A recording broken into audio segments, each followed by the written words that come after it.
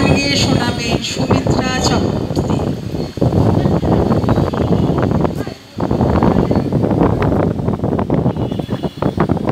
সুরের গান দেখছি কতটা পারি শোনাবে। দেখা দাও হে প্রাণের ঠাকুর, দেখা দাও করুণা, আমি অন্ধ আমি মূর্খ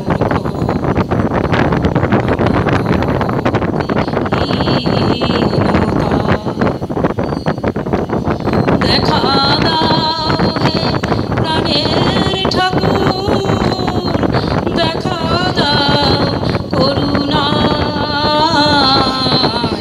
আমি অন্ধ আমি মূর্খ আমি ভক্তিহীনতা। তুমি বলেছিলে ভালোবাসা এলে ভগবান পাওয়া যায়, এ কলি। আমাদের সভাপতি স্বামী সঙ্গে সভাপতি মা চ্যাটার্জি,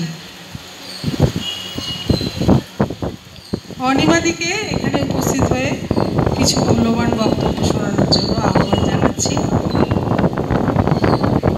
আমাদের সঙ্গে সভাপতি অনিমা চ্যাটার্জি আমাদের এখানে উপস্থিত হয়ে তার কিছু মূল্যবান বক্তব্য আমাদের সামনে পেশ করবে। হ্যালো,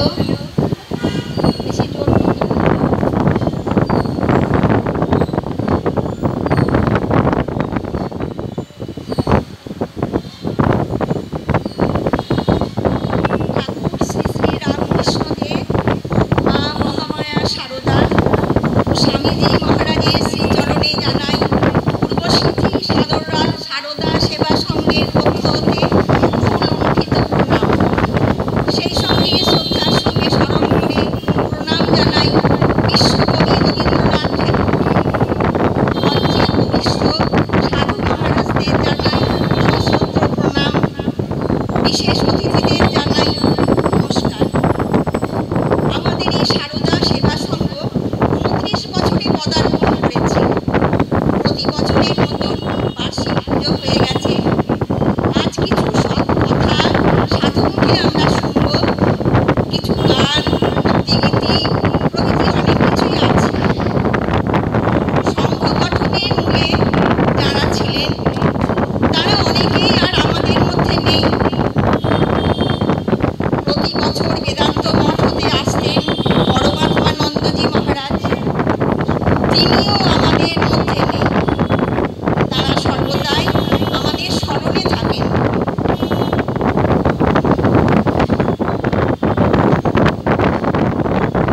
প্রতি বুধবার আমাদের সংঘের অধিবেশন হয় সন্ধ্যায়। কথামৃত পাঠ, স্তব পাঠ, মায়ের বই পাঠ করা হয়। ভক্তিগীতি ও বিশেষ দিনে মহাপুরুষদের জীবনী আলোচনা হয়। কিছু সেবামূলক কাজও আছে। তবে আমাদের সেবামূলক কাজ খুবই সীমিত। এই অধিবেশন 12 নং ওয়ার্ড অফিসে হয় সপ্তাহে একদিন। এই জায়গাটুকু দেবার জন্য আমরা সংঘের তরফ হতে কর্তৃপক্ষকে ধন্যবাদ জানাই। এখন আজকের কথা ঠাকুর রবীন্দ্রনাথকে নিয়ে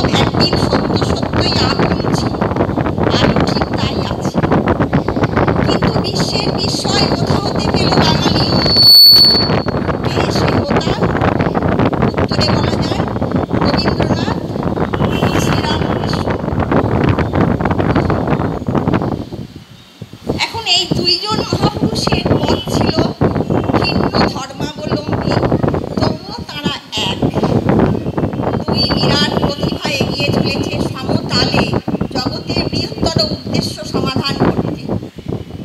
পুঁথিগত অর্থকরী বিদ্যালাভ তাদের দুজনের কারো ভাগ্যে ঘটেনি। বিরাট প্রতিভা বিকাশের সম্ভাবনার অঙ্কুর দুজনের মধ্যেই প্রচ্ছন্নভাবে লুকিয়েছিল।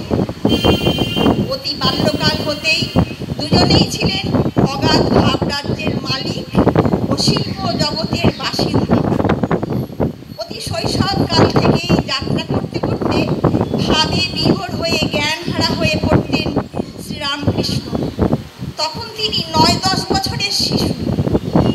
আর একদিকে বাড়িতে অতিথি সেবা করবার সময় পাতে পিপীলিকার দুঃখে হৃদয়ে ভাবে উদ্রেক হয়ে ওঠে রবীন্দ্রনাথের। তখন তার বয়স ৮-৯ বছর।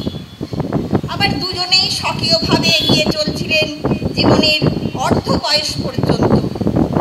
তখন বিশেষ কোনো অনুরাগী ভক্ত বা সাথী তাদের কারো পাশে দাঁড়িয়ে উচ্চকণ্ঠে অসাধারণ প্রতিভার জয়গান করেন।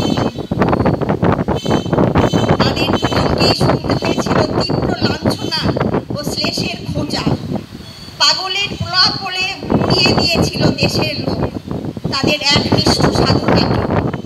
কিন্তু তবুও তারা ছাড়েননি তাদের উদ্দেশ্য। দুজনের হৃদয়ে ছিল ভালোবাসার রত্ন ভাণ্ডার। প্রতিটি জীবই ছিল উভয়ের কাছে আত্মার আত্মীয় স্বরূপ। শ্রীরামকৃষ্ণ এগিয়ে গেলেন সত্যের সন্ধানে তীব্র বৈরাগ্যের ভিতর দিয়ে। আর রবীন্দ্রনাথ বললেন, বৈরাগ্য সাধনে মুক্তি সে আমার নয়। তিনি শুনলেন সুন্দরের ডাক। রাশি রাশি সৌন্দর্যের ডালা সাজিয়ে রূপ রসের উপবনের মধ্যে পা বাড়িয়ে তিনি ছুটলেন সুন্দরের আহ্বানে। কিন্তু এবারেও দেখি দুজনেরই এক, সত্য ব্যতীত সুন্দর পূর্ণভাবে প্রকাশ পেতে পারে না।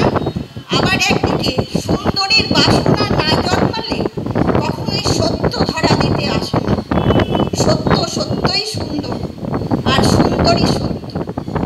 সাধনার পথ ত্যাগে সত্য কথা। রবীন্দ্রনাথ ছিলেন কাব্যরস পিপাসুজন। তাই কবিতার মাধ্যমে সৌন্দর্যের ধূপধুনা জেলে জীবন দেবতার পূজা সুসম্পন্ন করেন। আর রামকৃষ্ণ ছিলেন ভক্তি রসের মাতাল। তাই ভক্তি সুধা ঢেলে জীবানারাধ্যা দেবীর আত্মা শক্তির পূজা সাঙ্গ করলেন।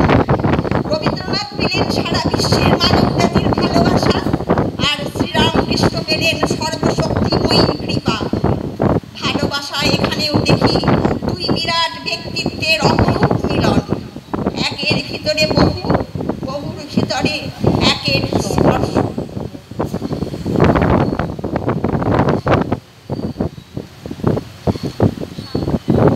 শ্রীরামকৃষ্ণ পেলেন তার কল্পনা দেবীকে, তার মানস প্রতিমাকে। সুতরাং তার মতো সার্থক কবি পৃথিবীতে আর কে আছে? এদিকে দেখি রবীন্দ্রনাথ আহ্বান করলেন, মরণ রে তুহু মম শ্যাম সমান।